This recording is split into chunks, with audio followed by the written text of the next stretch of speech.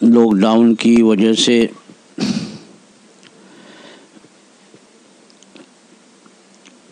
جو دینی پروگرام ہوتے تھے وہ سب کے سب موقوف ہیں، اور ان میں میرے اکثر پروگرام جو ہیں وہ سوال و جواب پہ مشتمل ہوتے تھے، اور سوال و جواب کے پروگرام بھی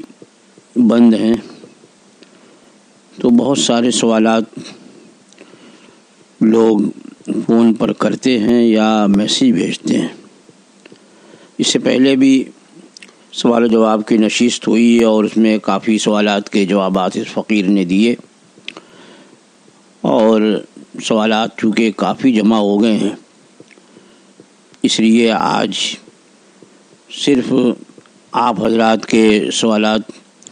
کے جوابات کے لیے یہ نشست منعقد ہے۔ آپ حضرات اپنے اپنے سوالات بھی بغور سماعت فرمائیں اور ان کے جوابات بھی پوری توجہ سے سماعت کریں۔ جن لوگوں کے سوالات ہیں وہ بھی، اور جن لوگوں کے سوالات نہیں ہیں وہ بھی سوال بھی غور سے سنیں اور جواب بھی خوب غور سے سنیں۔ اب اگر میرے جواب میں کسی طرح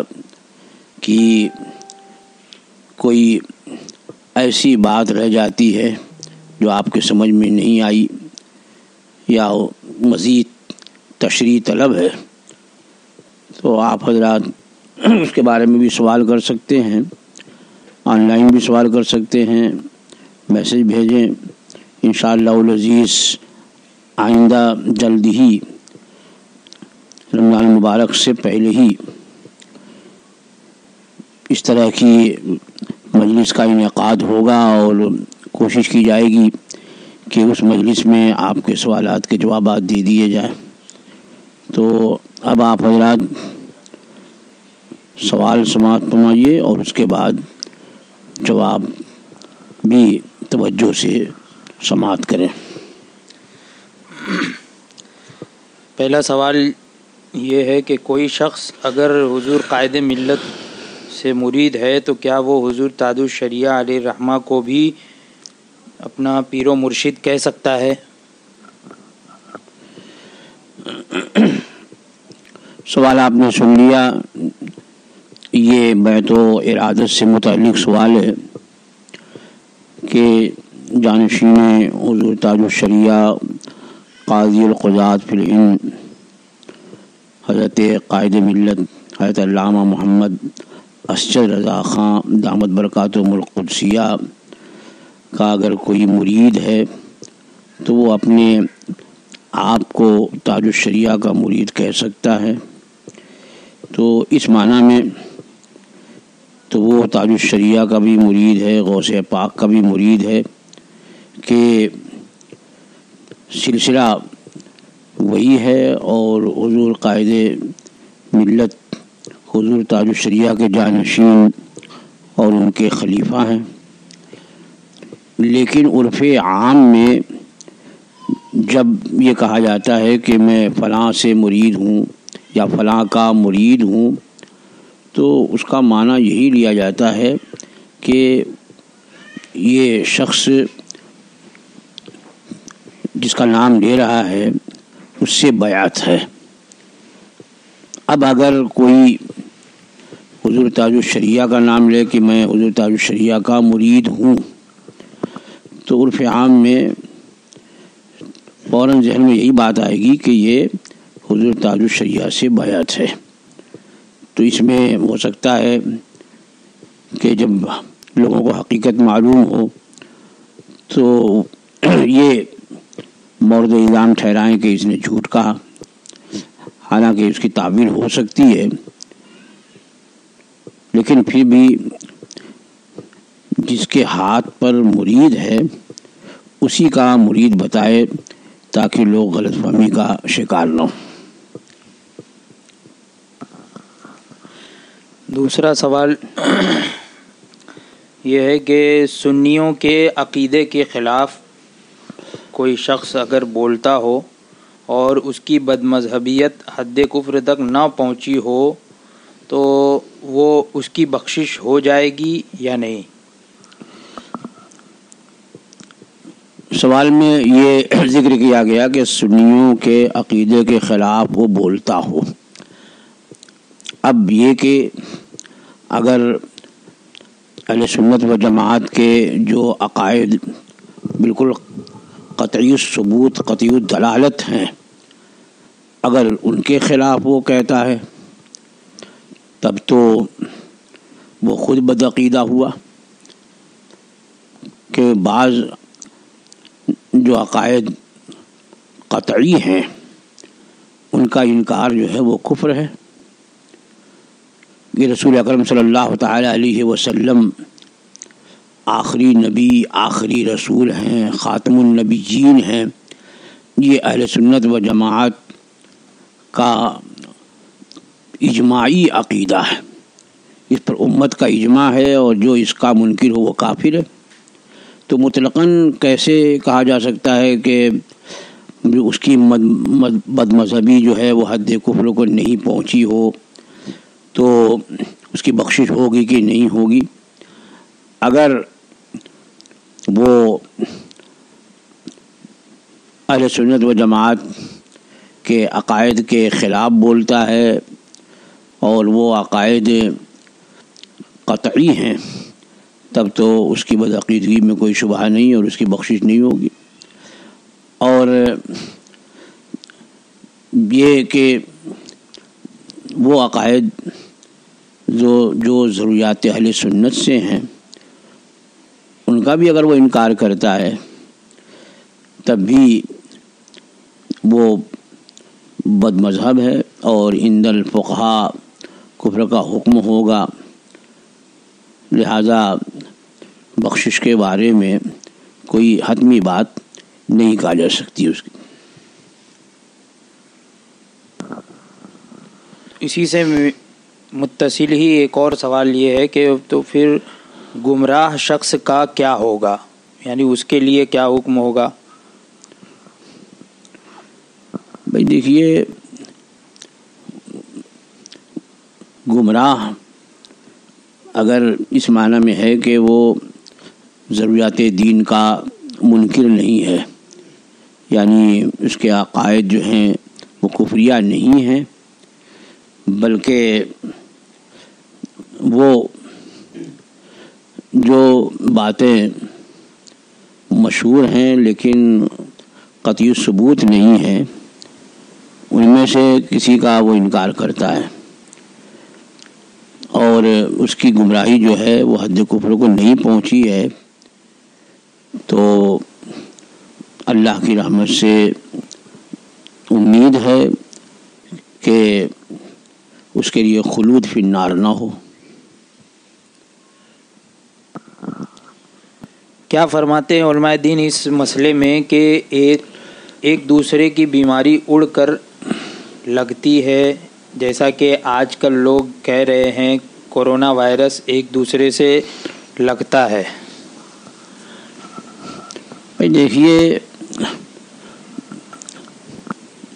رسول اکرم سید عالم صلی اللہ تعالی علیہ وسلم کی حدیث پاک ہے لا عدوہ ولا طیرہ، یعنی کوئی بیماری متعدی نہیں ہے کہ ایک کی دوسرے کو لگے. کہ جب سرکار نے یہ فرمایا کہ کوئی بیماری اڑ کر نہیں لگتی لا عدوہ، تو بعض صحابہ کرام رضوان اللہ تعالی علیہم اجمعین نے عرض کی حضور ریوڑ میں ایک اونٹ کو اگر خارش ہوتی ہے تو آہستہ آہستہ ریوڑ کے تمام اونٹوں کو خارش ہو جاتی ہے. یعنی ان کے کہنے مطلب یہ تھا کہ ایک کو لگی تو اسی سے دوسرے کو لگی، یا اس طرح کا انہوں نے سوال کیا کہ اس کو کیسے لگ گئی. تو اس پر سرور کائنات صلی اللہ تعالی علیہ وسلم نے ارشاد فرمایا کہ دوسرے اونٹوں کو بھی وہیں سے بیماری لگی پہنچی جہاں سے پہلے والے کو پہنچی. یعنی پہلے والا تو کہیں گیا نہیں تھا، اس کو کہاں سے آئی بیماری؟ تو جس طرح اللہ تعالیٰ نے اسے مرض پہنچایا، ویسی دوسرے لوگوں کو بھی اللہ نے مرض پہنچا، دوسرے اونٹوں کو بھی اللہ تعالیٰ نے مرض پہنچایا۔ تو یہ عقیدہ رکھنا کہ یہ بیماری اڑ کے لگتی ہے، یہ تو حدیث پاک کے خلاف ہے۔ اور یہ جو روکا گیا ہے اس میں بڑی حکمتیں اور مصلحتیں ہیں۔ مثلا یہ کہ تعاون کے بارے میں سرور کائنات صلی اللہ تعالی علیہ وسلم نے ارشاد فرمایا کہ جس جگہ تعاون آئے تو وہاں جاؤ مت، اور جو وہاں ہے وہاں سے وہ بھاگے نہیں۔ یعنی جس شہر میں، جس آبادی میں تعاون آ جائے تو وہاں کوئی جائے نہیں، اور جو وہاں پہلے سے ہے تو وہ وہاں سے بھاگے نہیں۔ اس کی وجہ علماء کرام نے یہ بیان فرمائی کہ اگر کوئی شخص گیا اور جانے کے بعد وہ بیمار ہو گیا، تعاون زدہ ہو گیا، تو اس کا یہ عقیدہ پختہ ہو جائے گا، یا اس کے دل میں یہ خیال جم جائے گا کہ اگر میں نہیں آیا ہوتا تو مجھے تعاون نہیں لگتا۔ اور ایسے ہی جو وہاں سے بھاگا، اس آبادی سے جہاں تعاون آیا ہے، اور بھاگنے کے بعد دوسرے علاقے میں پہنچا اور وہاں پہنچ کر کے وہ بیماری سے محفوظ رہا، تو پھر اس کے دل میں یہ بات بالکل بیٹھ جائے گی کہ اگر میں بھاگ کر کے نہ آیا ہوتا تو میں بھی تعاون زدہ ہو جاتا، تعاون میں مبتلا ہو جاتا۔ تو اس طرح کا عقیدہ بن جائے گا۔ اس لیے انہیں روکا گیا کہ نہ وہاں سے کوئی دوسری جگہ جائے بھاگ کر، اور نہ وہاں کوئی جائے کہ اسے ایمان کمزور ہو سکتا ہے۔ نہ یہ کہ وہاں سے جانے پر بیماری لگ جائے گی اس لیے روکا گیا ہے، یا وہاں سے دوسری جگہ گیا تو یہ بیماری لے کے گیا، وہاں والوں کو بھی بیمار کر دے گا، یہ معنی علماء نے نہیں بیان فرمایا۔ اور اس سلسلے میں اعلیٰ حضرت امام اہل سنت مجدد دین و ملت سیدنا امام احمد رضا فاضل بریلوی قدس سرہ العزیز نے مکمل ایک رسالہ تحریر فرمایا، اور دلائل و براہین سے آپ نے اس عقیدے کو ثابت فرمایا کہ ایک کی بیماری دوسرے کو نہیں لگتی۔ کیا فرماتے ہیں علماء دین اس مسئلے میں کہ زید کا مخرج صحیح ہے مگر اسے آگے کے اصول نہیں آتے ہیں، تو کیا اس کی نماز درست ہو جائے گی؟ دیکھیے، قرآن مجید عربی زبان میں ہے، اور عربی کے جتنے حروف ہیں ان کے مخارج ہیں، ان کے صفات ہیں، انہی کی رعایت قرأت میں ضروری ہوتی ہے۔ اب اگر کوئی مخرج سے حروف کو ادا کرتا ہے اور تمام حروف اس کے صحیح ادا ہوتے ہیں، وہ صحیح پڑھ لیتا ہے، اگرچہ اسے یہ اصول، یہ قاعدہ نہیں معلوم کہ فلاں حرف کا مخرج یہ ہے، فلاں حرف کا مخرج یہ ہے، اور فلاں کی صفات یہ ہیں، اور فلاں کی یہ صفت ہے، یہ اسے نہیں پتہ ہے کہ ان میں کون حروف حلقی ہے اور کون کہاں سے ادا ہوتا ہے، یہ تو تفصیل نہیں معلوم، لیکن وہ ادا برابر کرتا ہے۔ وہ ادائیگی اس طور پر ہوتی ہے کہ جب ابتداءً استاد جو ہے وہ مخارج کی رعایت کے ساتھ بچوں کو پڑھاتا ہے تو بچے اسی طرح پڑھنے لگتے ہیں جیسے استاد سے سنتے ہیں۔ حالانکہ انہیں جو قرأت کے قواعد اور اصول ہیں تجویدوں کے، وہ تجوید کے قاعدے اور اصول نہیں بتائے گئے، لیکن استاد نے صحیح پڑھا اور طالب علم نے اگر ابتداءً غلطی کی تو استاد نے تنبیہ کی اور وہ صحیح پڑھنے لگا تو اب یہ کہا جائے گا کہ وہ اس کا قرآن پڑھنا صحیح ہے، ما یجوز بہ الصلاۃ ہے، اور اس طرح وہ پڑھتا ہے تو نماز میں جو قرآن کا پڑھنا فرض ہے وہ اس فرض کی ادائیگی ہو جائے گی۔ ایک صاحب نے سوال کیا ہے کہ بال بہت زیادہ جھڑ رہے ہیں تو کوئی علاج اور وظیفہ تعلیم فرمائیں۔ دیکھیے، بال جھڑنے میں اس کو جھڑ رہا ہو تو روکنے کے لیے اب وہ یہ کیا کہتے ہیں کہ تل کا تیل لے کر اور اس میں کچھ جڑی بوٹیاں جیسے بالچھڑ وغیرہ جو ہوتے ہیں وہ ڈال کر کے اور پورے اس کے اجزاء مجھے اس وقت زبانی یاد نہیں ہے، انشاءاللہ پھر میں دیکھوں گا تو بتا دوں گا، تو وہ جو اس میں جڑی بوٹی ہوتی ہے وہ تل کے تیل میں ڈال کر کے اور اس تیل کو پکایا نہیں جائے، بلکہ بہتر یہ کہ شیشے کی بوتل ہو، اور شیشے کی بوتل اگر گرین کلر کی ہو، ہرے کلر کی، تو زیادہ بہتر ہے، اور اس گرین کلر کی بوتل میں وہ تیل اور وہ جو جڑی بوٹیاں ہیں ڈال کر کے اور اس کو دھوپ میں رکھ دیں۔ اس دھوپ کی تیزی کی وجہ سے جڑی بوٹیوں کا عرق جو ہے وہ تیل میں آ جائے گا، اس کو پکائے نہیں، کیونکہ پکا دینے سے عموماً جو ہے وہ بال جو ہیں وہ جلد سفید ہو جاتے ہیں۔ تو اس تیل کا وہ استعمال کرے، اور ہو سکے تو چہل قاف شریف، یعنی ایک دعا ہے جس میں 40 کاف ہیں، کفا کا رب کا کم یکفی کا واقع فتن کی کاف وہا، اس طرح سے 40 کاف ہیں اس میں، تو وہ یاد کر لے، اور جب کنگھا کرنا ہو تو 7 مرتبہ پڑھ کر کنگھے پہ دم کر کے اور پھر وہ کنگھا کیا کرے۔ اور خواتین کو خصوصاً بار بار جو ہے وہ کنگھا کرنا چاہیے کہ کنگھا کرنے سے بال کی جڑیں جو ہیں وہ مضبوط ہوتی ہیں، اور اس سے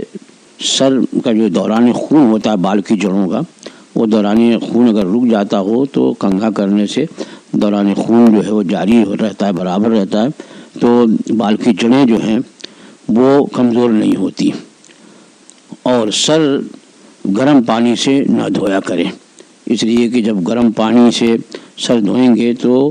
بال کی جڑیں جو ہیں ان میں کشادگی آتی ہے، اس کی وجہ سے بھی بال گرتے ہیں۔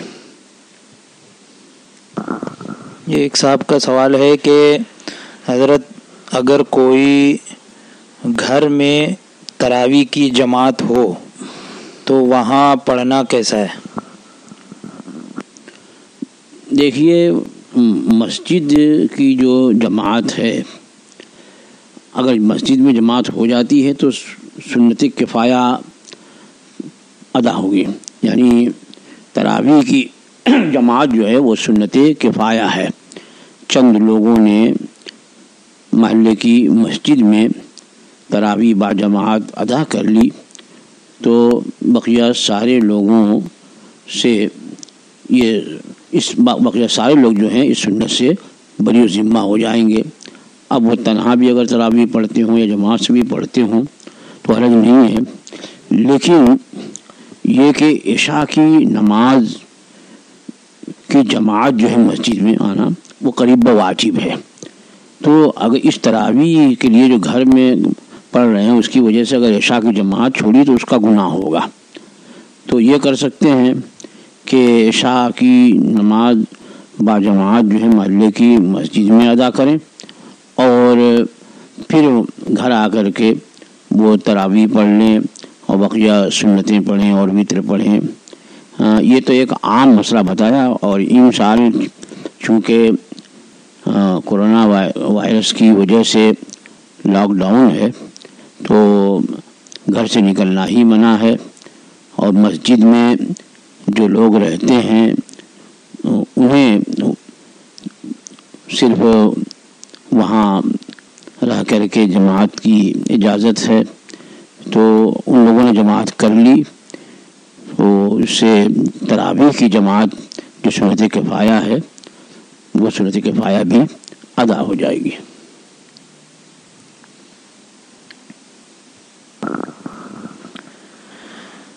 ایک سوال یہ ہے کہ اگر مسجد کے بغل میں گھر ہو،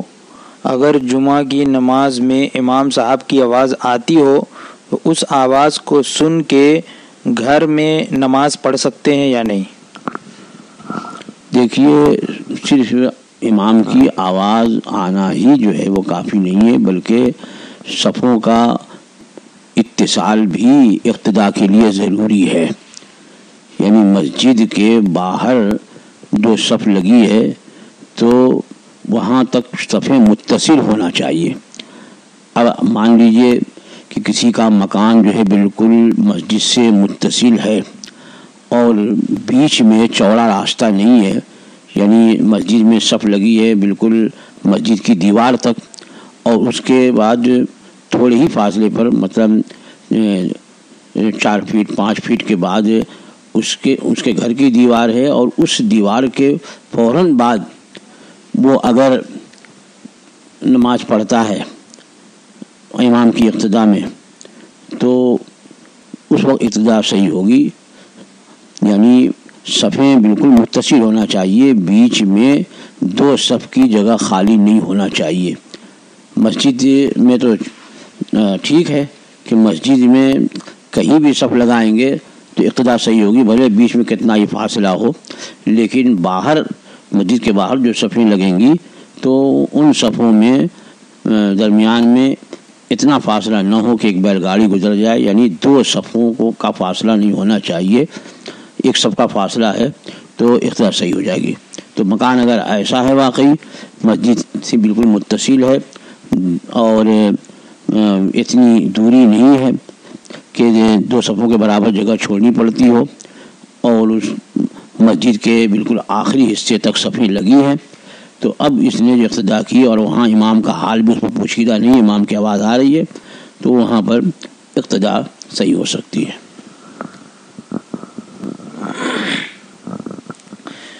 یہ ایک سوال یہ ہے کہ حضرت عورت کا زیور جو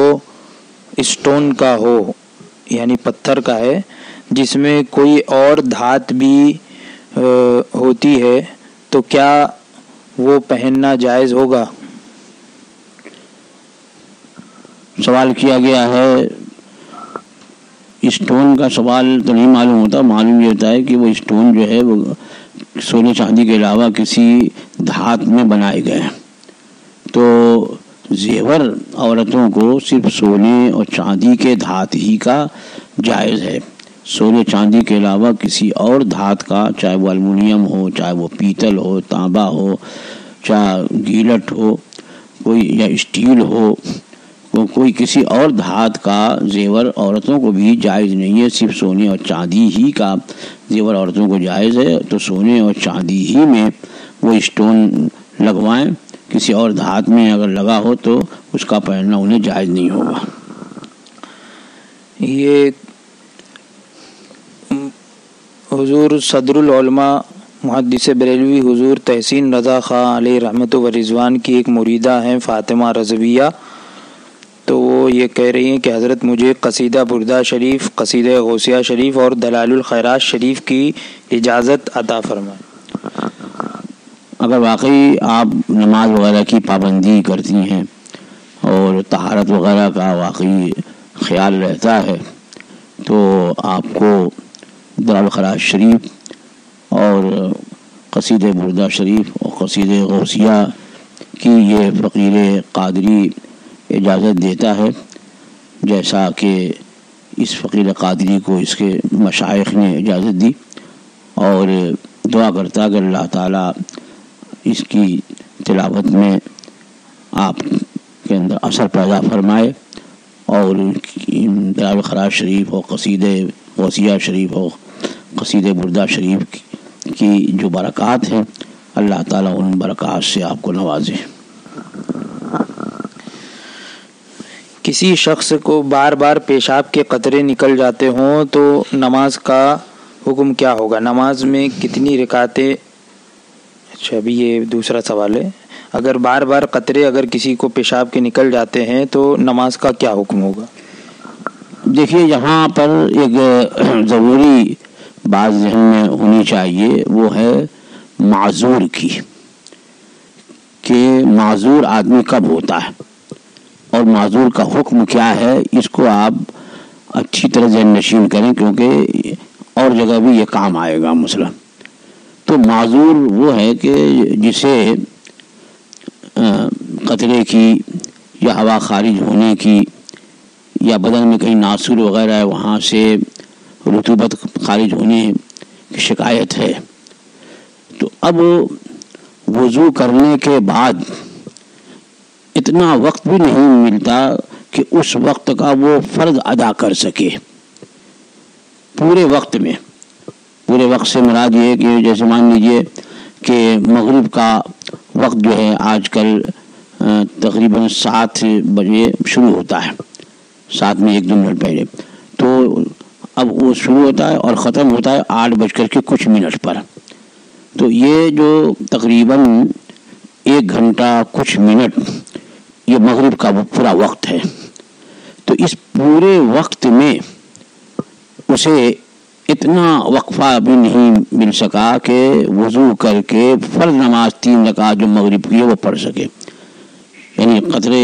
اس طرح آ رہے ہیں کہ وضو کر رہا ہے تو آگے، جب وضو کر کے کھڑا ہوا تو آگے،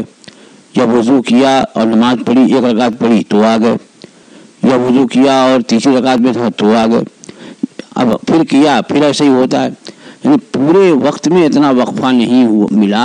کہ وہ وضو کر کے فرض نماز پڑھ سکتا ہو، تو اب یہ معذور ہو گیا۔ اب ایسا شخص شرعاً معذور ہے، اور یہ جب نماز کا وقت ہو تو وضو کرے گا۔ جیسے اب مغرب کا وقت شروع ہوا سورج ڈوبتے ہی، تو اب یہ وضو کرے اور مغرب کے وقت کے اندر جتنی نمازیں چاہے وہ پڑھ سکتا ہے۔ اب جو عذر ہے یعنی قطرے کی بیماری ہے، اس کی وجہ سے اس کا وضو نہیں ٹوٹے گا۔ ہاں، اور دوسرا کوئی ناقض وضو پایا گیا، مثلا قطرے کی بیماری ہے اور ہوا خارج ہو گئی، یا قطرے کی بیماری ہے اور وہ استنجے کے لیے گیا، یا قطرے کی بیماری ہے بدن سے کہیں سے خون نکل گیا، پیپ مواد نکل گئی، یا منہ بھر کے قے ہو گئی، تو اب یہ ناقض وضو پائے جائیں گے تو وضو ٹوٹے گا۔ اور اگر کوئی اور ناقض وضو نہیں پایا گیا، صرف یہ قطرے ہی والی جو شکایت ہے، تو اس کی وجہ سے اس پورے وقت میں اس کا وضو نہیں ٹوٹے گا کہ وہ معذور ہے۔ اب جب وقت نکل جائے گا، یعنی مغرب کا وقت جیسے ہی نکلا، اب اس کو وضو کرنے کا حکم ہوگا۔ اب عشاء کے لیے، عشاء کا وقت چونکہ مغرب کا وقت ختم ہوتا ہے، عشاء کا وقت شروع ہوتا ہے، تو اب عشاء کے لیے اسے عشاء کے وقت میں وضو کرنا ہوگا۔ اور اب عشاء کا جب تک وقت ہے صبح صادق تک، اس وقت تک اس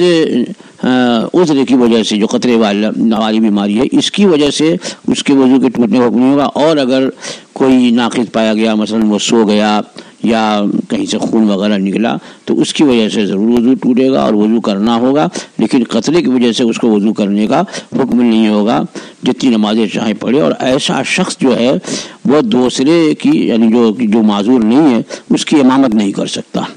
ہاں، اپنے جیسے جو معذور ہیں ان کی امامت تو کر سکتا ہے، لیکن دوسرے کی امامت نہیں کر سکتا۔ ہاں، اس کی اپنی نماز ہو جائے گی، معذور ہے۔ اب یہ عذر ختم ہونے کے لیے کہ یہ حکم کب ختم ہوگا، تو اب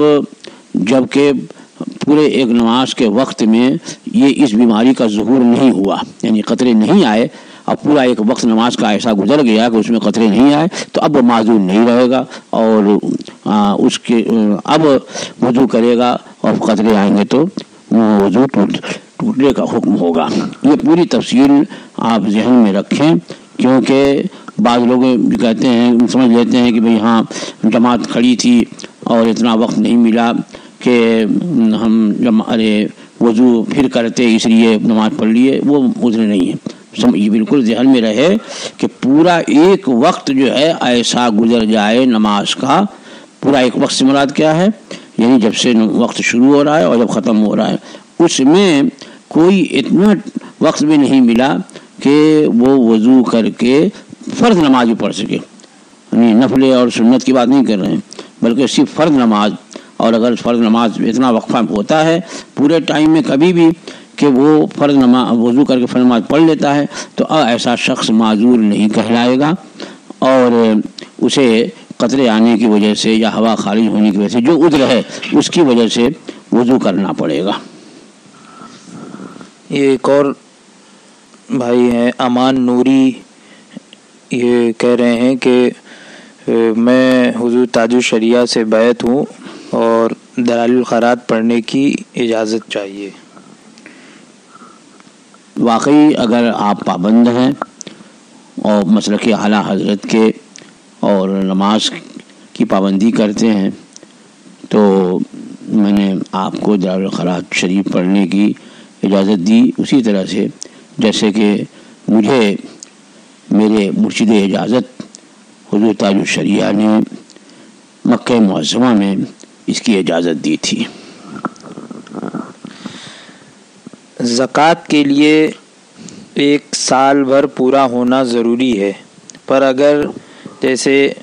گزشتہ سال زکوٰۃ نکالی تھی میں نے اور نکالنے کے بعد 30,000 اکاؤنٹ میں بچے ہیں، اور پھر اس موجودہ سال میں سیلری اکاؤنٹ میں آتی ہے، اس میں سے خرچہ بھی ہوتا ہے، اس کے باوجود 10,000 اور بچ گئے، یعنی ٹوٹل 40,000 ہو گئے، تو 30,000 پہ زکوٰۃ صرف نکلے گی یا ابھی موجودہ سال کے 10,000 پہ بھی نکلے گی؟ دیکھیے زکوٰۃ کے بارے میں یہ یاد رکھیے کہ جب وہ پورے سال مالک نصاب رہا تو پورے سال وہ مالک نصاب رہا، تو جب سال اس کا پورا ہو رہا ہے، سال جب اس کا پورا ہو رہا ہے تو اس وقت سال پورا ہونے سے پہلے جو بھی اس جنس کا مال آیا، جیسے اب یہاں روپیے کی بات کی ہے تو جو بھی روپیے پیسے سال پورا ہونے سے پہلے بھلے ایک گھنٹہ پہلے ہی اسے ملے تو وہ سب اسی میں ضم ہو جائیں گے۔ مثلا یہ کہ پورے سال آپ کے پاس جو ہے وہ 30,000 روپیے رہے اور اخیر میں 1-2 دن پہلے آپ کے پاس 10,000 اور آ گئے، تو اب پورے 40,000 کی زکوٰۃ نکالنی آپ پر فرض ہوگی۔ اور اگر سال کے اکثر دنوں میں آپ 30,000 کے مالک رہے، لیکن جب سال مکمل ہونے والا تھا اس سے پہلے اس میں سے 10,000 خرچ ہو گئے اور اب سال جب پورا ہوا تو 20,000 کے آپ مالک ہیں، تو 20,000 کی زکوٰۃ نکالی جائے گی۔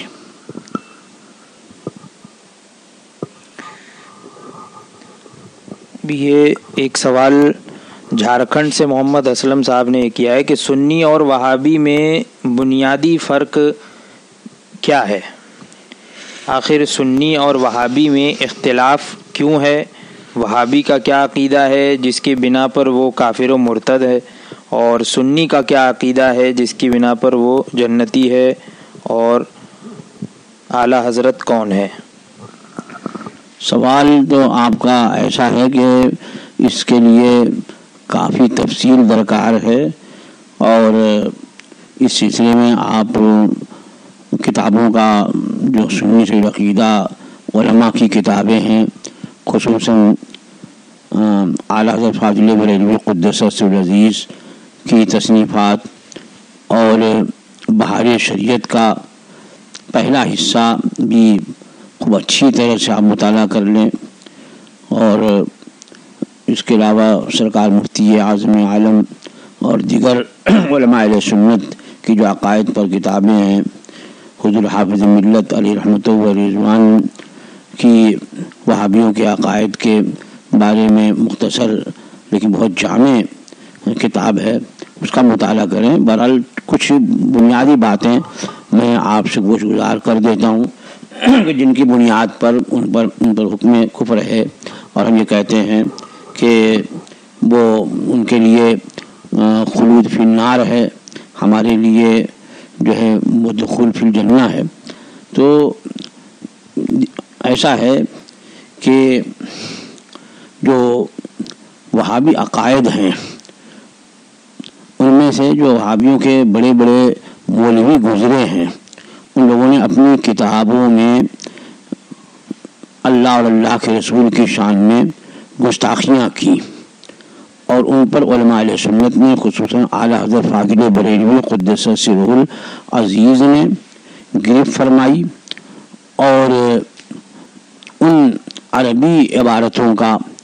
ان اردو عبارتوں کا آپ نے عربی میں ترجمہ کیا، ٹرانسلیشن کیا، اور اسے اس زمانے میں جب کبھی عرب شریف میں نجدی حکومت، نجدی تسلط نہیں تھا، اور وہاں اہل سنت و جماعت کی سلطنت عثمانیہ کی خدمات تھی، اور وہاں اہل سنت و جماعت کے اکابر علماء موجود تھے، ان کی خدمت میں پیش کی، تو ان لوگوں نے ان عبارتوں کو دیکھنے کے بعد فرمایا کہ من شک فی کفرہ و عذابہ فقد کفر، اس کے لکھنے والے کے کافر ہونے میں اور اس کو عذاب دیے جانے میں جو شک کرے گا وہ بھی کافر ہوگا۔ مثلا یہ کہ ان کے ایک مولوی نے رسول اکرم صلی اللہ تعالی علیہ وسلم کے خاتم النبیین ہونے کا اپنی کتاب میں انکار کیا کہ خاتم النبیین کا یہ معنی کہ آپ کے بعد کوئی اور نبی نہیں آئے گا، یہ عوام کا معنی ہے کہ حضور کے بعد کوئی نبی نہ آئے، حضور آخری نبی ہیں، تو یہ آخری نبی ہونا یہ عوام کے فہم کی بات ہے، یعنی عام لوگ، جاہل لوگ اس کو جانتے ہیں، ورنہ عالم جانتے ہیں کہ اس کا یہ معنی نہیں ہے، یعنی حضور کے بعد بھی اگر کسی جگہ کوئی نبی آ جائے، نیا نبی پیدا ہو جائے، تو حضور کے خاتم النبیین ہونے پر کوئی معاذ اللہ فرق نہیں آئے گا، یعنی کہیں پر بھی کوئی نبی آ جائے تو آپ خاتم النبیین رہیں گے۔ خاتم النبیین کا یہ معنی نہیں کہ آپ کے بعد کوئی نبی ہوگا ہی نہیں۔ تو اس پر علماء نے فرمایا کہ یہ حضور کا خاتم النبیین ہونا اس معنی میں جو خود سرکار نے فرمایا کہ لا نبی بعدی، میرے بعد کوئی نبی نہیں ہے، تو یہ معنی جو ہے یہ عوام کا نہیں ہے، بلکہ یہی معنی شرعی ہے، اور اسی پر پوری امت کا اجماع ہے کہ حضور خاتم النبیین ہیں، آخری نبی ہیں، آپ کے بعد کسی بھی خطۂ زمین پر کوئی نیا نبی پیدا نہیں ہو سکتا۔ اور حضرت عیسیٰ علیہ نبینا و علیہ السلام آخری زمانے میں تشریف لائیں گے، تو چونکہ وہ حضور سے پہلے وصف نبوت سے متصف ہیں اور زندہ آسمان پر اٹھائے گئے اور زندہ نزول فرمائیں گے، اور اس وقت جو تشریف لائیں گے تو بے شک وہ وصف نبوت سے متصف ہوں گے، اور کوئی بھی نبی جو ہے اس کا وصف نبوت ختم نہیں ہوتا، تو وہ نبی ہوں گے، لیکن سرکار کی امت کی حیثیت سے حضور ہی کی شریعت کو نافذ کریں گے، اسی کی تبلیغ فرمائیں گے۔ تو خاتم النبی ہونے کا انکار کرنا یہ صریح کفر ہوا۔ اسی طرح سے رسول اکرم صلی اللہ تعالی علیہ وسلم کے علم سے شیطان کے علم کو زیادہ بتایا، جبکہ امت کا اجماع ہے کہ ساری مخلوق میں سب سے زیادہ علم اللہ تعالیٰ نے اپنے حبیب کو عطا فرمایا ہے،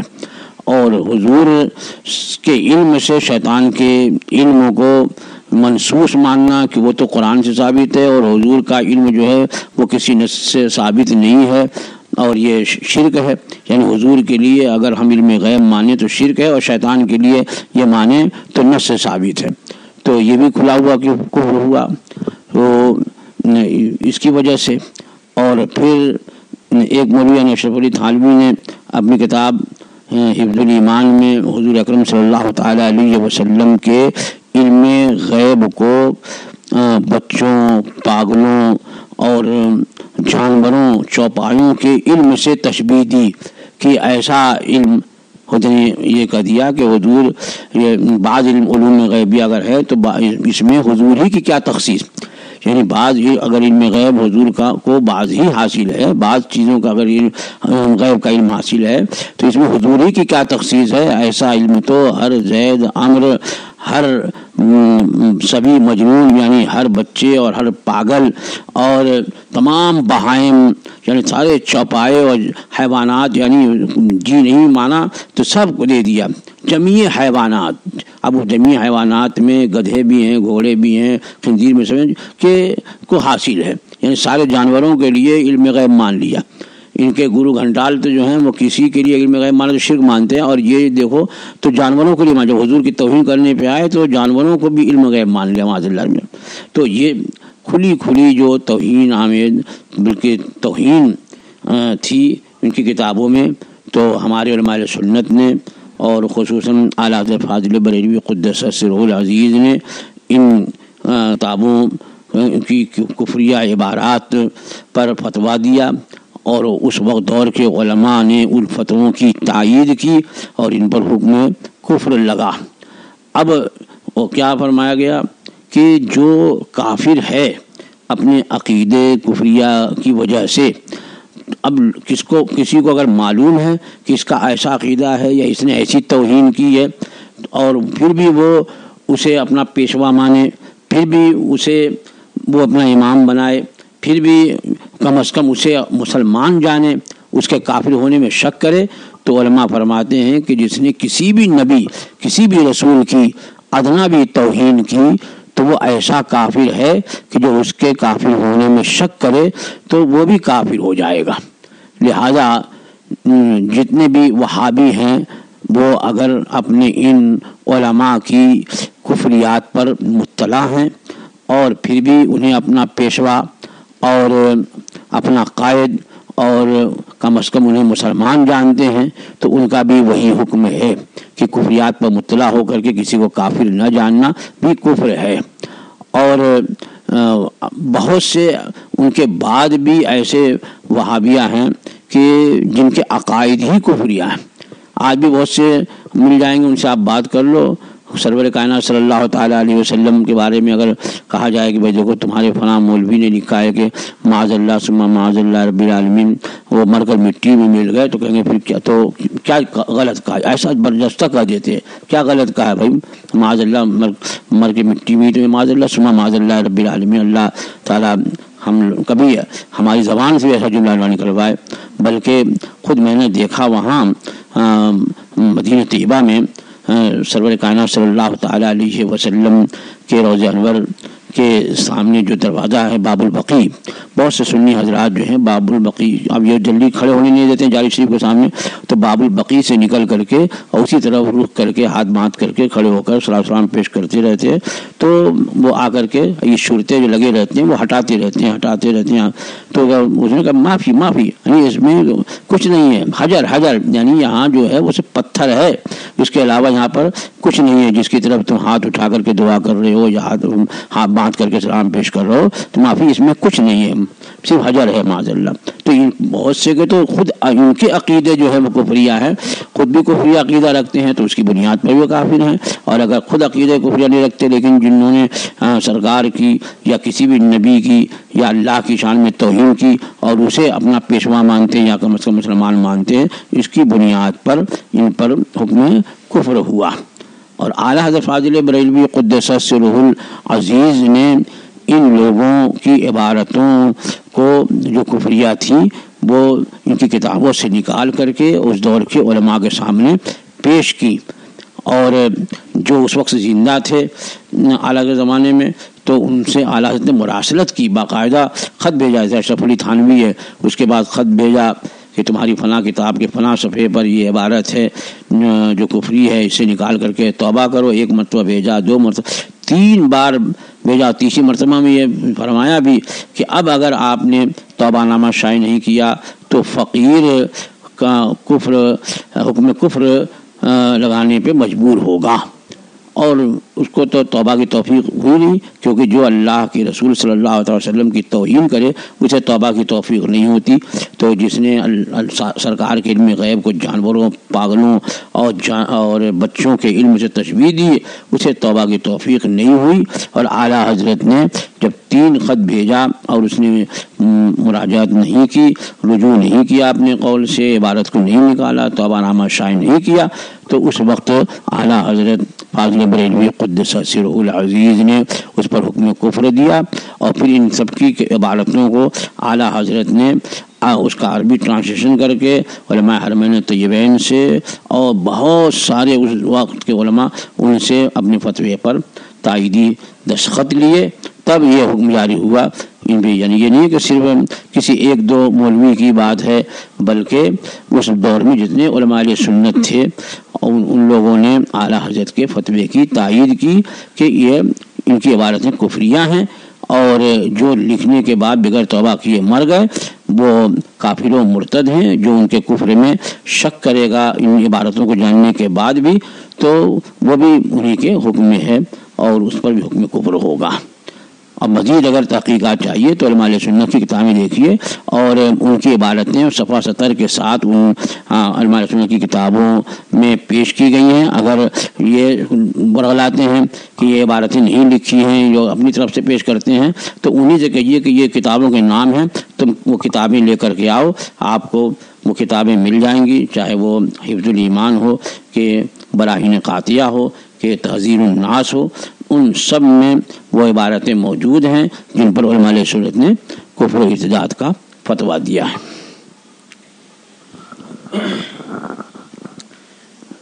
सवाल ये है कि क्या इस लॉकडाउन की हालत में जुमा के दिन मर्द हजरात अपने घर में बाजमात जुमा की नमाज अदा कर सकते हैं? कुछ तख्ती या ऊंची जगह का एहतमाम करके खुतबा पढ़ा जाए और बाजमात जुमे की नमाज पढ़ी जाए, या तन्हा तन्हा ज़ोहर पढ़ी जाए? देखिए, जुमा के लिए सिर्फ यही ज़रूरी नहीं है कि मेंबर हो या कोई ऊंची जगह खड़े होकर खुतबा दे दे। खुतबा तो अगर सतह ज़मीन लोगों के बराबर भी कोई खड़ा होकर के खुतबा दे दे तो खुतबा हो जाएगा। जुमा के लिए जो शराइत हैं उनमें से एक शर्त है इज़्न आम। इज़्न आम मतलब ये होता है कि जो लोग जुमा पढ़ने के लायक हैं उनमें से किसी को भी वहाँ आने से रोका ना जाए। अगर किसी को रोका गया तो फिर ये इज़्न आम के खिलाफ है। और दूसरी शर्त है कि जो जुमा कायम करे, जुमा की इमामत करे, वो माज़ून हो। अब पहले तो ऐसा था जब इस्लामी हुकूमत थी कि सुल्तान इस्लाम जुमा कायम करता या उसका माज़ून यानी जिसे वो इजाज़त देता। अब यहाँ सुल्तान इस्लाम नहीं है, तो जिस शहर में जुमा पढ़ा जा रहा है वहाँ का जो बड़ा आलिम फ़िक़्ह और मर्जे फतवा है, वो जो आलमी उलमाए बलद जिसको कहते हैं, आलमी उलमाए बलद, शहर के उलमा में जो सबसे बड़ा आलिम है वहाँ मर्जे फतवा है, तो वो जिसे मुकर्रर करे वो जुमा पढ़ाए। जाहिर सी बात है कि इस वक्त जो घरों में लोग हैं,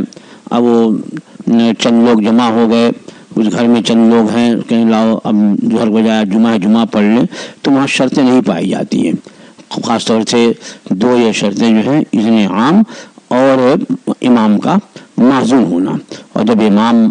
माज़ून नहीं होगा और इज़्न आम नहीं पाया जाएगा, या हो सकता है इज़्न आम हो लेकिन इमाम माज़ून ना हो, बहरहाल एक भी शर्त अगर नहीं पाई गई, जो जुमा की शर्तें हैं उनमें से एक भी नहीं पाई गई, तो जुमा सही नहीं होगा। लिहाजा तन्हा तन्हा ज़ोहर पढ़ें, इसलिए कि शहर में जुमे के दिन ज़ोहर की जमात जो है वो ममनू है। उसी में दूसरा सवाल ये है कि घर के मर्द हजरात अगर जमात कायम करके नमाज पढ़ें तो उनके पीछे उन्हीं के घर की माँ बहनें उस जमात में पीछे सफ़ में शामिल हो सकती हैं या नहीं? अगर वो औरतें जो हैं वो उनकी महारिम हैं, महारिम नसबिया, यानी जैसे माँ है, बहन है, फूफी है, खाला है, बेटी है, पोती है, नवासी है, इस तरह के हों जो मर्द हजरात हैं उनकी वो महारिम हैं या उनकी बीवियाँ हैं उनकी, तब तो उनका होना जो है वो जायज़ है। लेकिन अगर कोई इसमें नामहरम है, अजनबिया है, तो फिर कराहत का हुक्म दिया गया है।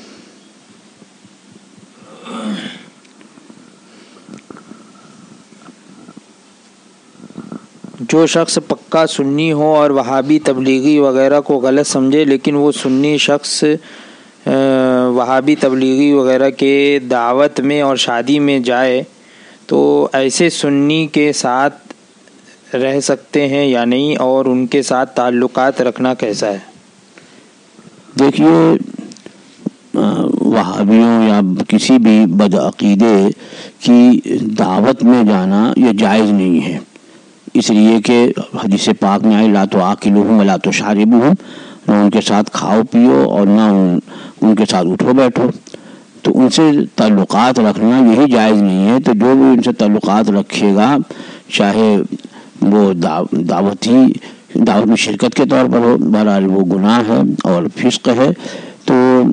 اس لیے کسی بھی بد مذہب کی شادی بیاہ کی دعوت میں یا کسی طرح کی بھی دعوت میں شرکت سے پرہیز کرے کہ حدیث پاک میں سرور کائنات صلی اللہ تعالی وسلم نے ارشاد فرمایا ایاکم وایاہم لا یضلونکم ولا یفتنونکم، تم اپنے آپ کو ان سے دور رکھو، وایاہم اور ان کو اپنے سے دور کرو، کہیں وہ تمہیں گمراہ نہ کر دیں اور تمہیں فتنے میں نہ ڈال دیں۔ اور واقعی سرکار کے اس فرمان پر جب عمل کرنا لوگوں نے چھوڑ دیا ہے تو اسی وقت سے، اور جب اختلاط ہونے لگا تو اسی وقت سے یہ بد مذہبی اور بے دینی جو ہے وہ تیزی سے پھیلنے لگی، اور جب تک لوگ سختی سے سرکار کے اس حکم پر عمل پیرا تھے تو اس وقت دور دور تک جو ہے بد مذہبیت اور بے دینی کا پتہ نہیں تھا۔ یہ آج کل لوگوں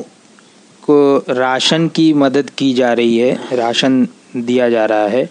تو ایسے میسیجز سوشل میڈیا پر دیکھے گئے کہ لوگ اس کے لیے زکوٰۃ طلب کر رہے ہیں، کیا یہ جائز ہے؟ رہنمائی فرمائیں۔ دیکھیے، یہ بات بہت ضروری ہے کہ ذہن میں رہے کہ زکوٰۃ کا ہر ایک مستحق نہیں ہوتا۔ زکوٰۃ کا مستحق جو ہے وہی ہوگا جو شرعاً فقیر ہو اور سنی مسلمان ہو، سنی صحیح عقیدہ مسلمان اور شرعاً فقیر ہو۔ فقیر، شرعاً فقیر کا مطلب یہ ہے کہ اس کے پاس 52.5 تولہ یعنی 612 گرام چاندی یا اس کی قیمت نہ ہو، اور 52.5 تولہ چاندی یعنی 612 گرام چاندی کی قیمت میرے خیال میں اس وقت زیادہ سے زیادہ 25 سے 30 ہزار روپیے ہوگی۔ تو جس کے پاس اتنا روپیہ ہے یا اتنے روپیے کا اس کے پاس سامان ہے حاجت اصلیہ کے علاوہ، یعنی ضرورت کے جو سامان ہوتے ہیں، رہنے کا مکان اور استعمال کے برتن، پہننے کے کپڑے، بستر وغیرہ جو ضرورت کی چیزیں ہیں، ان کے علاوہ اگر کسی کے پاس سامان ایسا ہے کہ جس کی قیمت 612 گرام چاندی کی قیمت کے برابر ہو تو وہ شرعاً فقیر نہیں رہتا، اور وہ زکوٰۃ اگر اس کو دیں گے تو زکوٰۃ ادا بھی نہیں ہوگی۔ تو دیکھا یہ جاتا ہے کہ بہت سی ایسی عورتیں ہیں کہ ان کے پاس سونے یا چاندی کے زیورات ہوتے ہیں۔ آج کل سونے کا بھاؤ بہت بڑھا ہوا ہے، اگر 1 تولہ یا اس سے کچھ کم بھی اگر کسی کے پاس سونا ہے تو وہ شرعاً فقیر نہیں ہے، کیونکہ آج کے 40,000 روپے تولہ سونا ہو گیا، اور 25-30 ہزار جس کے پاس مالیت کی چیز ہو حاجت اصلیہ کے علاوہ تو وہ فقیر نہیں ہے، وہ زکوٰۃ نہیں لے سکتا۔ تو یہ ذہن میں رہے کہ زکوٰۃ اسی کو دی جا سکتی ہے جس کو جو شرعاً فقیر ہو اور سنی صحیح عقیدہ مسلمان ہو۔ اب آج کل جو اناج کی تقسیم ہے تو اب عام طور پر یہ دیکھا گیا ہے کہ بلا تفریق سب کو اناج دیا جاتا ہے، اس میں کافر و مشرک بھی ہیں، بدعقیدہ بد دین بھی ہیں، تو اب سب کو دیتے ہیں۔ تو اب وہ زکوٰۃ کی رقم انہیں دیں گے یا اس رقم کا اناج خرید کر کے یا کھانا بنا کر کے دیں گے تو زکوٰۃ تو ادا نہیں ہوگی۔ اگر جو شرعاً فقیر نہیں ہے اسے دیا، یا جو کافر و مشرک یہ بدعقیدہ ہے اسے دیا، تو سرے سے زکوٰۃ ہی ادا نہیں ہوتی۔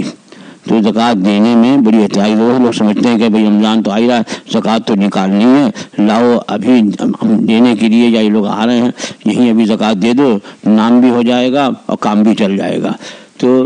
اس سے بچنا چاہیے. زکوٰۃ وغیرہ جب تک مستحق کو نہیں دیں گے اس وقت تک زکوٰۃ ادا نہیں ہوگی. زید کا کہنا ہے کہ غسل کرنے کے بعد نماز پڑھنے کے لیے وضو کی ضرورت نہیں، جبکہ بکر کہتا ہے کہ وضو کرنا ہوگا، چاہے غسل کے پہلے کرو یا بعد میں، نماز پڑھنے کے لیے وضو ضروری ہے. تو اس مسئلے میں رہنمائی فرمائیں. زید کا کہنا صحیح ہے. اگر غسل کر لیا، واقعی غسل کا مطلب یہ ہوتا ہے کہ جو اس میں فرض ہیں 3، یعنی اچھی طرح کلی کر لینا، ناک میں پانی چڑھا لینا اور پورے بدن پہ پانی بہانا. جب پورے بدن پر پانی بہہ گیا تو اعضائے وضو پر بھی پانی بہہ گیا تو اس کا غسل جب ہوا تو وضو بھی ہو جائے گا.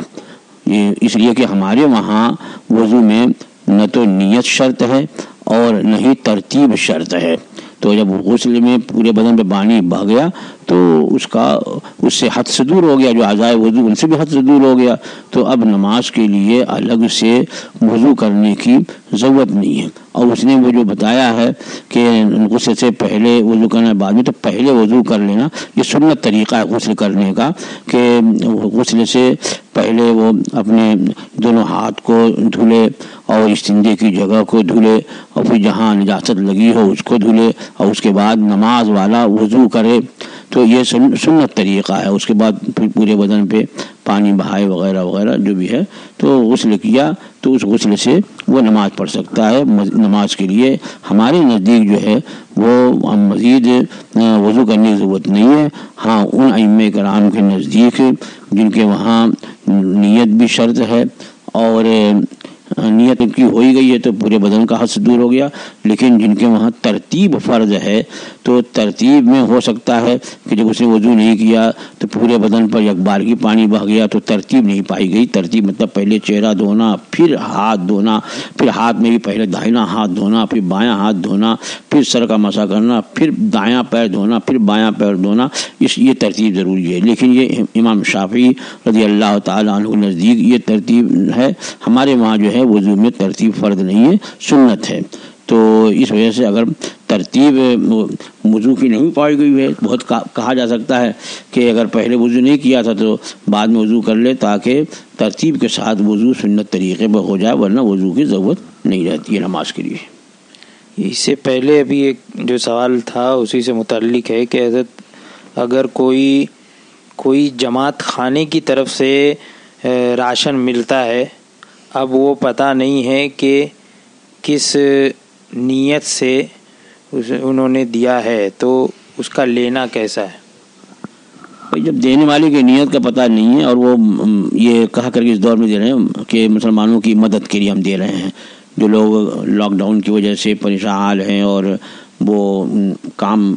تو کوئی ہو ہی نہیں رہا ہے کہ ذریعہ آمدنی ہو سکے، سارے کے ساتھ ذرائع آمدنی بند ہیں تو لوگ پریشان حال ہیں اور بہت سے لوگ مفلوق الحال ہیں، تو بطور امداد وہ دے رہے ہیں. تو لینے والے کی نیت ضروری نہیں ہوتی ہے، دینے والے کی نیت ضروری ہوتی ہے. دینے والا اگر زکوٰۃ دے رہا ہے تو زکوٰۃ کی نیت سے دے گا تو ہی زکوٰۃ ادا ہوگی،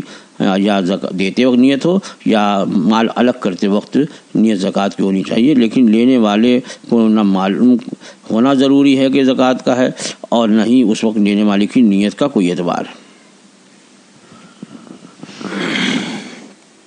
یہ ایک سوال ہے کہ کیا موبائل پر لوڈو کھیلنے کا وہی حکم ہے جو براہ راست لوڈو سے کھیلنے کا ہے؟ آج کل جو ہے وہ بہت سے لوگ اسے کھیلتے ہیں. کھیل تو کھیل ہے اور ہر کھیل کا وہی حکم ہے کہ کل لہو حرام، کہ ہر کھیل ناجائز ہے. اور ایسا کوئی کھیل کہ جس میں کوئی جسمانی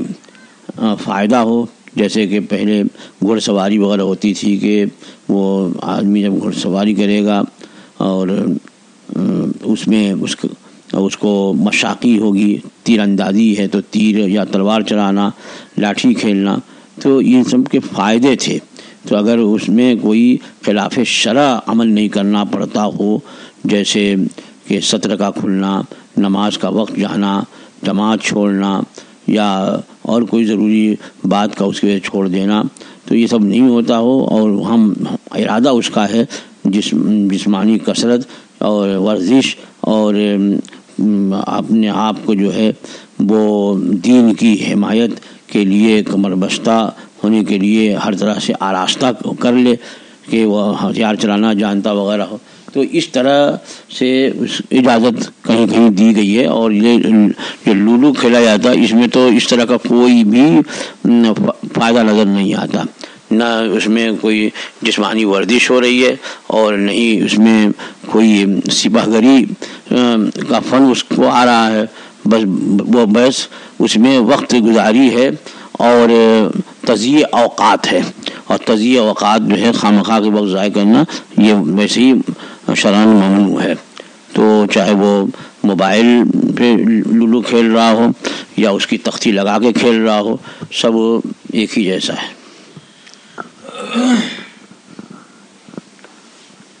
یہ ایک سوال ہے کہ حضرت جو لوگ فیس بک پہ ویڈیو وغیرہ اپلوڈ کرتے ہیں CAA اور NRC کے رد میں، یا کوئی گورنمنٹ کا میسج ہو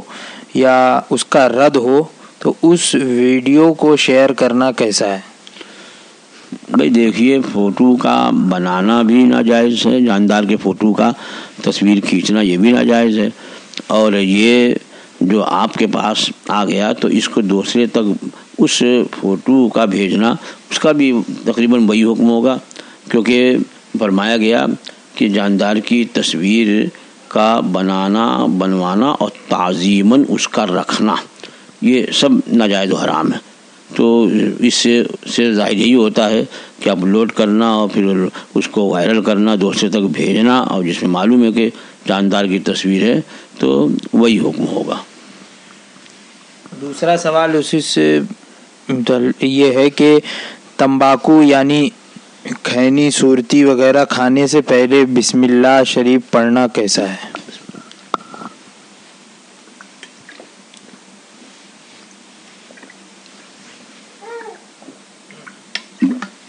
الحمدللہ.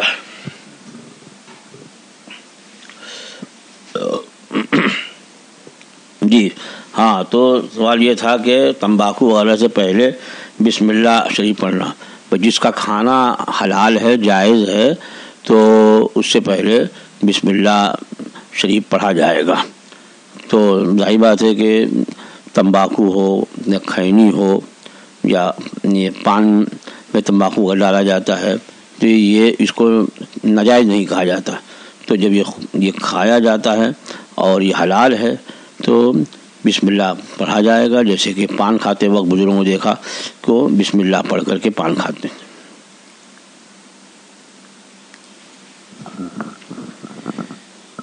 یہ ایک سوال ہے کہ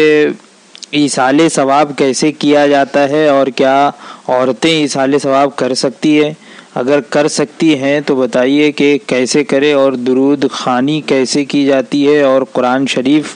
کیسے بخشا جاتا ہے، ضرور بتائیے کیونکہ مجھے معلوم نہیں ہے. دیکھیے، ایصال ثواب کا معنی یہ ہے کہ اپنے ثواب کو دوسرے تک بھیجنا. ایصال معنی بھیجنا، پہنچانا ہوتا ہے، اسی کو ایصال ثواب کریں. تو قرآن خوانی ہوتی ہے، یعنی سب لوگ مل کر کے قرآن شریف کی تلاوت کرتے ہیں، یا درود خوانی ہوتی ہے کہ کئی لوگ جمع ہو کر کے اور ایک مقرر متعین تعداد میں وہ درود شریف پڑھتے ہیں یا آیت کریمہ پڑھتے ہیں، جو بھی ہے. تو ہر نیکی کا جو ثواب ہے وہ دوسرے کو پہنچایا جا سکتا ہے. اب پوچھا گیا ہے کہ کیسے ایصال ثواب کیا جائے، تو اس میں یہ ہے کہ جو کچھ بھی پڑھا وغیرہ ہے تو اللہ کی بارگاہ میں یہ وہ عرض کریں کہ یا اللہ، ہم نے یا یہاں جتنے موجودین ہیں ان لوگوں نے جو کچھ بھی قرآن مجید کی تلاوت کی، درود و سلام پڑھا، ذکر کیا، وظائف پڑھے، اور جو بھی نیک عمل کیا، ان سب کا ثواب جو تیرے کرم کے لائق ہے، اور جو بھی ماحضر یعنی معقولات، طعام، مشروبات پینے اور کھانے کی جو بھی چیزیں نیاز کے لیے تیار کی گئی ہیں مولا، ان سب کا بھی جو کچھ ثواب تیرے کرم کے لائق ہے، ہمارے عمل کے لائق نہیں، وہ سب ثواب تیرے پیارے حبیب صلی اللہ تعالیٰ علیہ وسلم کی بارگاہ بیکس پناہ میں نظر ہیں، اور ان کے صدقے طفیل تمام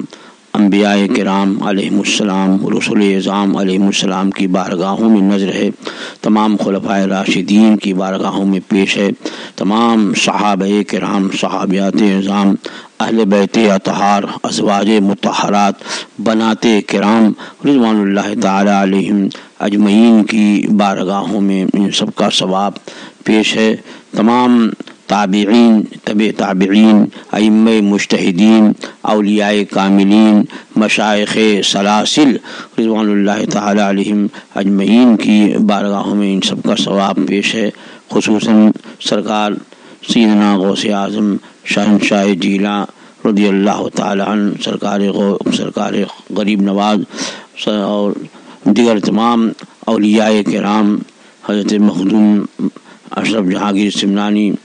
مشائخ مارل مطہرہ، اعلیٰ حضرت فاضل بریلوی، سرکار مفتی اعظم عالم حضور صدر الشریعہ حافظ ملت تاج الشریعہ، اور تمام علماء اہل سنت، تمام اولین و آخرین مومنین و مومنات، سب کی ارواح پاک کو ان سب کا ثواب پہنچا۔ اب جو خاص کسی کے لیے سارے ثواب کرنا، اس کا نام ذکر کریں کہ فلاں کی روح کو پہنچے، فلاں کی روح کو پہنچے، میرے والد یا میرے والدین یا میرے دادا، ان کی ارواح کو ان سب کا ثواب پہنچا، یہ ایصال ثواب ہیں۔ تو اس طریقے سے اس کی بارگاہ میں، اللہ کی بارگاہ میں عرض کریں، اس کی رحمت سے امید ہے کہ اللہ تعالیٰ قبول فرمائے، اور ان تمام مرحومین کو بھی، اور تمام ان بزرگان دین اور تمام اولیاء کاملین سب کی ارواح پاک کو ان سب کا ثواب پہنچے، اللہ کی رحمت سے امید ہے۔ اہل سنت و جماعت میں کیا نچلی ذات ہوتی ہے؟ میں نے لوگوں کو دیکھا ہے کہ نکاح کے وقت سر نیم دیکھتے ہیں، سید ہے یا شیخ ہے یا خان یا انصاری ہے۔ اگر انصاری ہے تو وہ نچلے درجے کا ہے، سید اور شیخ خان وغیرہ کی بیٹی وہاں نہیں دی جائے گی، کیا یہ صحیح ہے؟ اس پر کیا حکم ہے؟ دیکھیے، ایسا ہے کہ مومن کے بارے میں ہے کہ انما المؤمنون اخوہ، کہ تمام مومن جو ہیں وہ بھائی بھائی ہیں، تو ایمان کے اعتبار سے تو سب بھائی بھائی ہیں، اور ان میں ان کو ان لوگوں کو فوقیت حاصل ہے جو اعمال میں بہتر ہوں، جو متقی و پرہیزگار ہوں، کہ اللہ جل وعلا خود فرماتا ہے ان اکرمکم عند اللہ اتقاکم، تم میں سب سے زیادہ اللہ کے نزدیک وہ کرامت والا، عزت والا ہے جو تم میں سب سے زیادہ متقی ہے۔ اللہ تعالیٰ لوگوں کی صورتوں کو نہیں دیکھتا، نسب کو نہیں دیکھتا، ان کے ایمان و عقیدے اور عمل کو ملاحظہ فرماتا ہے۔ اب رہ گئی بات سماج کی، اور اسی طریقے سے دنیاوی اعتبار سے عرف کی، کہ کچھ لوگوں میں سماجی اعتبار سے خاندان کو اونچا یا نیچا سمجھا جاتا ہے، حالانکہ کسی کو حقیر نہ جانے۔ ہاں، شریعت میں کفو کا لحاظ کیا ہے۔ کفو یعنی سماجی اعتبار سے، برادری کے اعتبار سے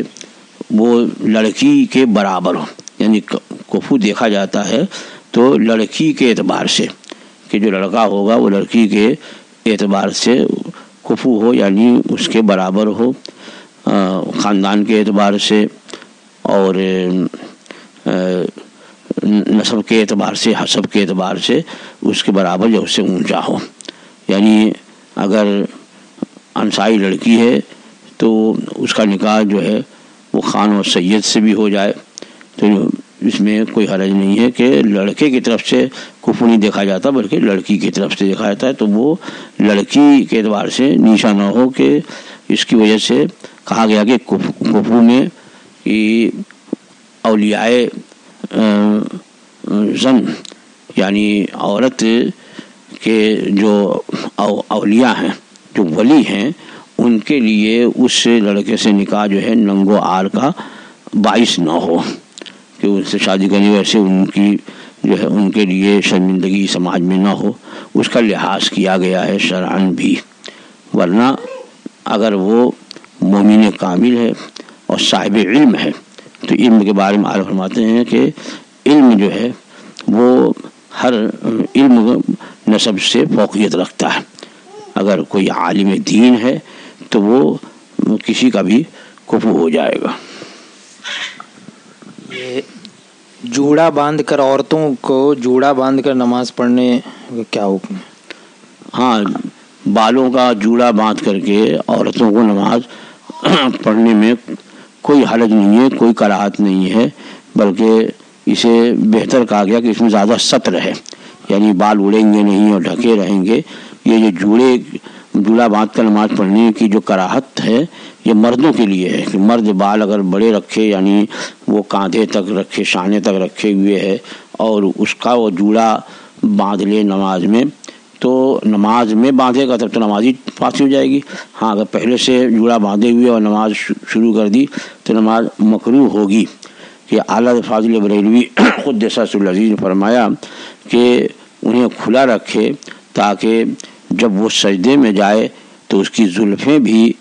اللہ کے حضور سجدہ کریں۔ تو اس حکمت کے تحت مردوں کو جوڑا باندھنے کی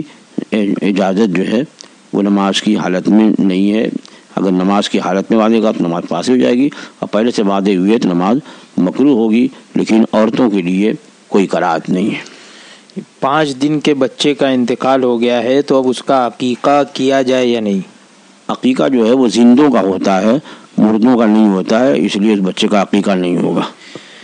یہ نمرہ قادریہ رضویہ، یہ حضور تاج الشریعہ کی مریدہ ہے بمبئی سے، یہ بھی دلائل الخیرات شریف، قصیدہ بردہ شریف اور قصیدہ غوثیہ شریف کی اجازت طلب کر۔ اگر واقعی نماز کی وہ پابندی کرتی ہیں آپ، اور اس سے زیادہ مقدم یہ ہے کہ آپ جب حضور تاج الشریعہ سے بیعت ہیں تو ان کا شجرہ بھی پڑھا کریں کہ اس میں جو سلسلے کے بزرگان دین ہیں ان کے اسماء گرامی ہیں، اور ان پر جو ہے ان کی بارگاہ میں سلام پیش کرنا ہے، تو یہ آپ کے لیے زیادہ نفع بخش اور زیادہ برکتوں کے حصول کا سبب بنے گا۔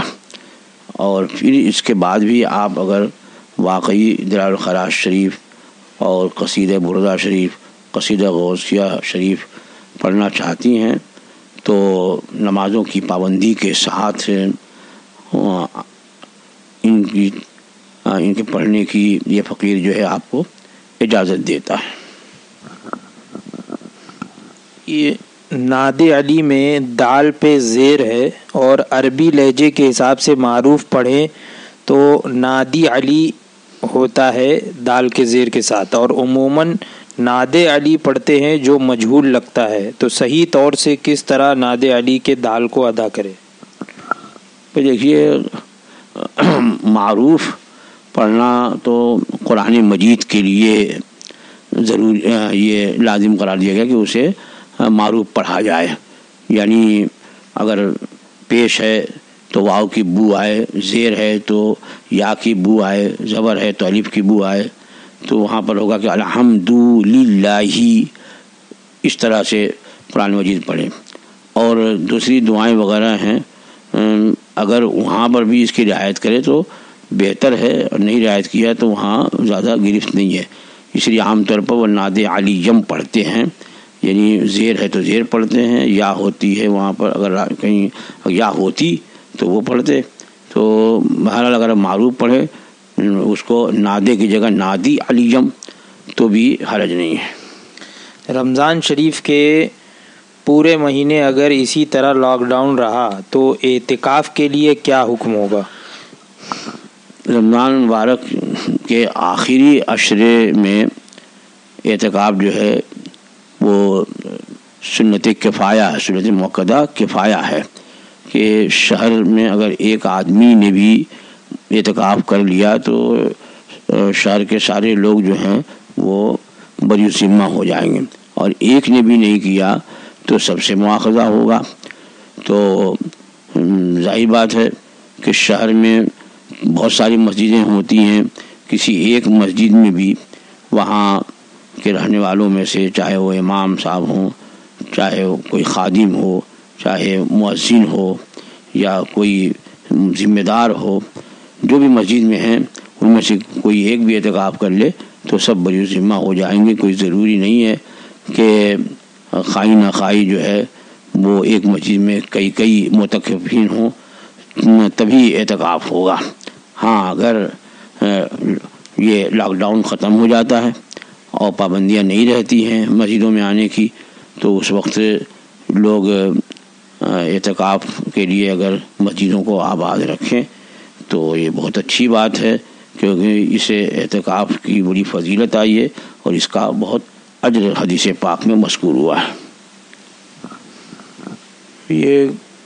ایک کنیز تاج الشریعہ ہے، انہوں نے بھی دعا کے لیے کہا ہے، اور چند اور بھی کچھ لوگ ہیں جو حفظ کر رہی ہیں، جو لڑکیاں ہیں وہ حفظ کر رہی ہیں اور حفظ میں کامیابی کے لیے ان لوگوں نے دعا کی درخواست کی ہے۔ یہ قصوہ اختری اور یہ کہتی ہیں کہ میری بہن شازیہ قمرین اور ناظرہ زرین یہ حضور تاج الشریعہ سے مریدہ ہیں اور حفظ کرنا شروع کیا ہے، تو آپ سے فریاد ہے کہ ہمارے حفظ میں آسانی کے لیے دعا فرمائیں۔ اور بھی بہت سارے لوگوں نے دعا کی گزارش کی ہے، تو دعا فرما دیں، اور انشاءاللہ تبارک و تعالیٰ پھر دیکھا جائے گا آئندہ ہفتے